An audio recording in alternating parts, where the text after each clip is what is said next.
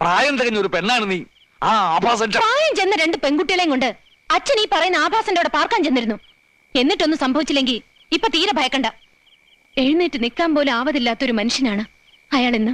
തർക്കുത്തരം വേണ്ട. അച്ഛൻ എങ്ങനെ കഴിയുന്നു ഇങ്ങനെയൊക്കെ മാറാൻ? പോയി കണ്ട് വിവരങ്ങൾ അന്വേഷിക്കേണ്ടത് അച്ഛനല്ലേ? അച്ഛനല്ലേ അയാളുടെ ഔദാര്യങ്ങൾ പറ്റിയിട്ടുള്ളത്? ഉണ്ട ചോറിനുള്ള നന്ദി അതെങ്കിലും കാട്ടണ്ടേ അച്ഛാ? വേറൊരുത്തന്റെ ഔദാര്യത്തില് ഇപ്പൊ 3 നേരം സുഭിക്ഷയായിട്ട് കഴിയാന്ന് വന്നപ്പോ എല്ലാം മറന്നു. മതി പ്രസംഗിച്ചത്.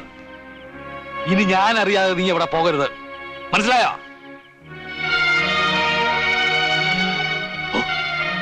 ആ അച്യുതൻ എങ്ങാനിത് അറിഞ്ഞാൽ പിന്നെ എങ്ങനെ ഞാൻ അവന്റെ മുഖത്ത് നോക്കും? ഇനി പോണെന്ന് കരുതിയതല്ല, പക്ഷേ അച്ഛൻ വാശിയിലാണെങ്കിൽ ഞാൻ പോവും. അതിന്റെ പേരിൽ ആരുടെങ്കിലും മുഖത്ത് നോക്കാൻ അച്ഛന് വിഷമം ഉണ്ടെങ്കിൽ വിഷമിപ്പിക്കാൻ വേണ്ടി തന്നെ മനഃപൂർവ്വം ഞാൻ പോവും.